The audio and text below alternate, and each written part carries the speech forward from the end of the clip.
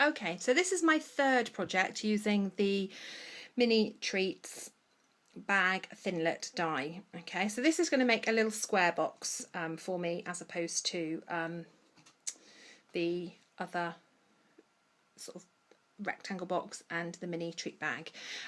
So this is the third one I want to show you today. So again, if you haven't seen the die, I'll just quickly show you. You get the whole big part of the die, you get the little part of the die, and then you get 2 sheets of dies. Okay, so you get lots and lots of shapes and decorations that you can use in other projects. Okay, for today we want to cut 4 of these. Okay, so I'm going to make it a slightly different colour just so that it's a little bit interesting. So I've done it in Coastal Cabana.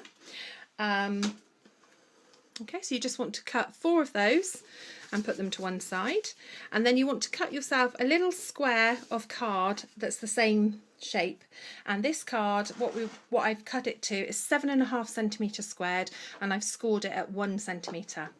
Okay, so all you're going to then do is just cut into the flaps.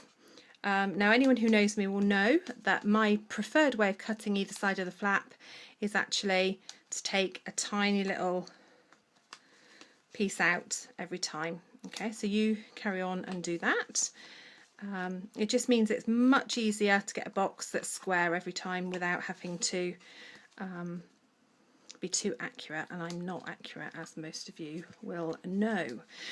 Okay, so what you're then going to want to do is just fold it along the score lines and make a little box, if you like, for the bottom. Okay, now you can use many ways to hold this together.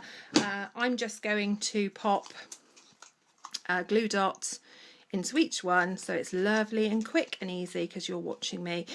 Wet glue would be really useful. Red tape would be really good. Anything that's lovely and strong is what you need at this point. Okay, so I'm just going to secure that in place. This is the bottom of your box, so it does need some what's the word? Stability, bit of something.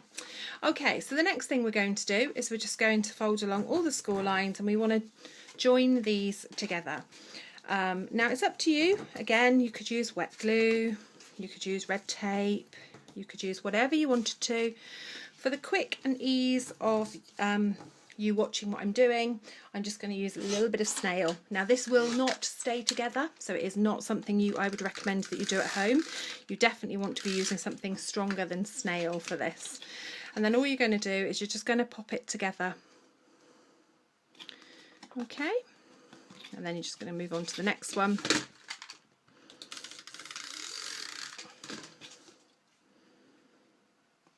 Okay, and then on to the next one.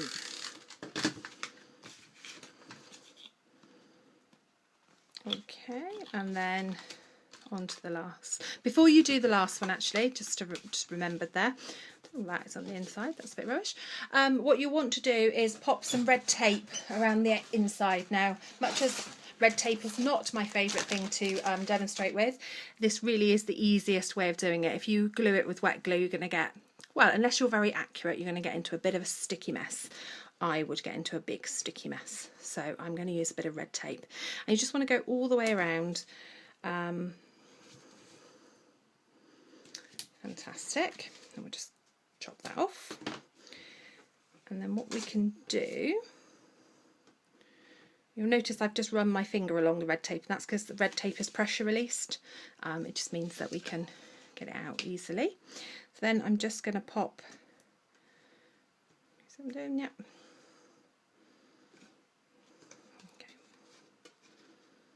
All the way along here. Okay. And then we'll stick that along there, and then we're just going to pop some glue or red tape or whatever you wanted in here just to stick this last little bit together. Okay, then you want to decorate it as you choose, but basically that is your box. Okay, and then you can just pop something on it. You might, there we go, just pop a little bow on it for now. You need to get a good squeeze for the peg to hold it still. and then you can just decorate it. If I go back to my other one, this is how I decorated my previous one. So just decorate it as you want to. This particular technique I'm going to do in another video in a minute, but very quick and simple. It's white embossing that you then colour with your blendabilities to make it really pop and shine. Hope you've enjoyed these 3 projects using the Min Treat Bag Thinlet die. If you want to purchase it, you know where to get hold of me. Either do it via my shop, and there's a link above on my Facebook page, or otherwise get in touch with me, and all my details again are below, or visit www.craftwithhayley.com and all my details and shop details are available on there. Thank you for joining me. Bye.